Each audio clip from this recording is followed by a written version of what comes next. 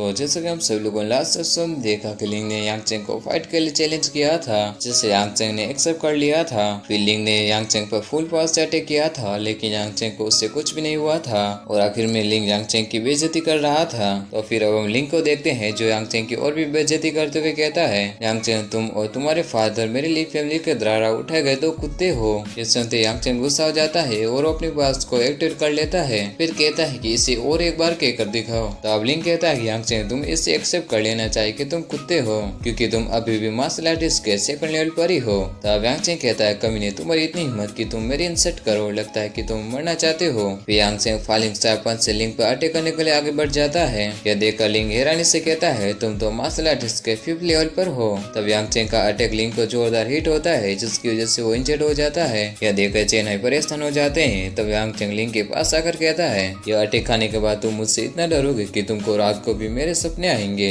फिर वो वहाँ से जाने लगता है। तभी चेनाई जल्दी से लिंग के पास आकर उसे कहते हैं, मेरे बेटे क्या तुम ठीक तो हो ना। जिस पर लिंग कहता है कि डैड प्लीज आप मेरा रिवेंज लीजिए। तब चेनाई गुस्से से कहते हैं, यांग चेंग रुक जाओ। ये सुन के यांग चेंग रुक जाता है। तब चेनाई कहते हैं, यांग चेंग यह सिर्फ एक फ्रेंडली फाइट थी, तो तुमने मेरे बेटे को इतनी बुरी तरह से इंजर्ड क्यों किया। जिस पर यांग चेंग कहता है कि मुझे थोड़ी पता था कि तुम्हारे ये ड्रेस बेटा मेरे एक अटैक को भी नहीं झेल पाएगा। ये सुनते ही चेनाई गुस्सा हो जाते हैं और गार्ड से कहते हैं, फैमिली गार्ड्स जल्दी से इस यांग चेंग को पकड़ लो और इसका कल्टिवेशन बेस डिस्ट्रॉय करके इसे फैमिली से बाहर फेंक दो। तभी पब्लिक कहने लगती है कि यांग चेंग काफी ज्यादा एरोगेंट बन रहा है, चाहे वो कितना भी ज्यादा स्ट्रॉन्ग क्यों ना हो, लेकिन वो है तो सिर्फ ली फैमिली का एक सर्वेंट ही ना। उसे तो थोड़ी सी स्ट्रेंथ ही क्या मिल गई, वो तो अपनी औकात ही भूल गया है। भले यार लीडर चेन्नई उसका कल्टिवेशन बेस डिस्ट्रॉय ना करे, फिर भी वो फ्यूचर में कुछ भी नहीं कर सकता है। तब यांग चेंग कहता है कि तुम लोग मुझे फाइट में नहीं हरा सके, इसलिए तुम इससे गंदी चाल चल रहे हो। जिस पर चेन्नई कहते हैं कि बकवास बंद करो गार्ड्स, जल्दी से उस पर अटैक करो। ये सुनते सारे गार्ड चैन पर अटैक कर देते हैं, लेकिन तभी मास्टर स्वी और डॉक्टर ली उन सभी पर अटैक करके दूर कर देते हैं। यह देखकर चेन हैरान हो जाते हैं। तब मास्टर स्वी कहते हैं कि अगर तुम मास्टर चेन को मारना चाहते हो तो फिर पहले मुझसे फाइट करो।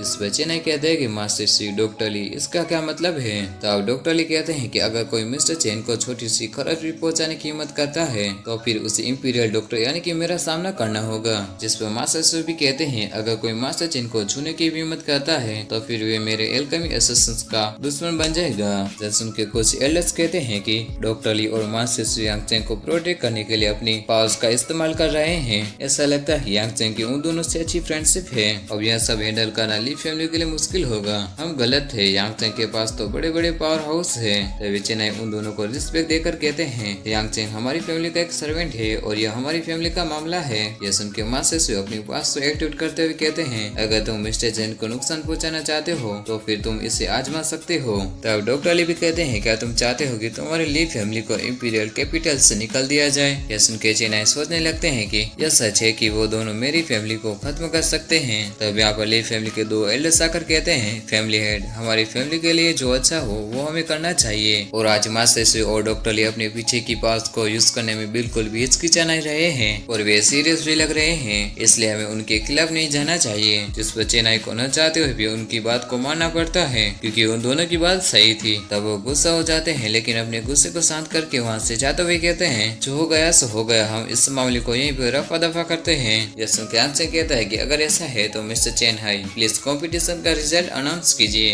यह सुन के चेन हाई गुस्सा हो जाते हैं, लेकिन वे कर भी क्या सकते थे। तब वो कहते हैं कि इस कंपटीशन में लिंग को हराकर यांग चेंग ने फर्स्ट रैंक हासिल की है। जिस पर यांग चेंग कहता है कि इसके लिए थैंक यू सो मच। फिर वो ऊपर उन दोनों की तरफ जाने लगता है। यह देखकर डॉक्टर ली सोचते हैं कि यांग चेंग की हेल्प सबसे पहले मैंने की थी, इसलिए लगता है कि वो मुझे थैंक यू कहने आ रहे हैं। तब ये सोचते हैं कि इस चालाक लोमड़ी ने यांग चेंग को प्रोटेक्ट करने की जिम्मेदारी ले ली है, इसलिए वो मिस्टर चेन की नजरों में अच्छा बन जाएगा। अगली बार से मैं भी पीछे नहीं हटूंगा। लेकिन तब यांग चेंग अपना हाथ आगे करते हुए कहता है, तुम दोनों क्या सोच रहे हो। यह देखकर वो दोनों ही डाउट में कि मिस्टर चेन अपना हाथ क्यों आगे कर रहे हैं। तो अब यांग चेंग कहता है कि आप किसका इंतजार कर रहे हैं, आप शर्त हार गए हैं, इसलिए दोनों ही 100 गोल्ड कॉइन निकालो। अब आप दोनों चीटिंग बिल्कुल भी नहीं कर सकते हैं। यांग चेंग खुश होते हुए वहाँ से जाते हुए कहता है, आज तो मैंने बड़ी आसानी से 200 गोल्ड कॉइन अर्न कर लिए। यह देखकर उन दोनों का रिएक्शन कुछ ऐसा होता है। यांग चेंग ऐसे जा रहा था कि तब याओजू उसे देखकर सोचती है कि ऐसा लगता है कि मैं अब लिंग पर भरोसा नहीं कर सकती हूँ, वह कभी भी पलट सकता है। और वह बड़ी आसानी से यांग चेंग से हार गया, मुझे अब यांग चेंग से बात करनी चाहिए। फिर उसे कहती है कि यांग चेंग रुक जाओ। यह सुन के यांग चेंग रुक जाता है और कहता है कि याओजू क्या बात है।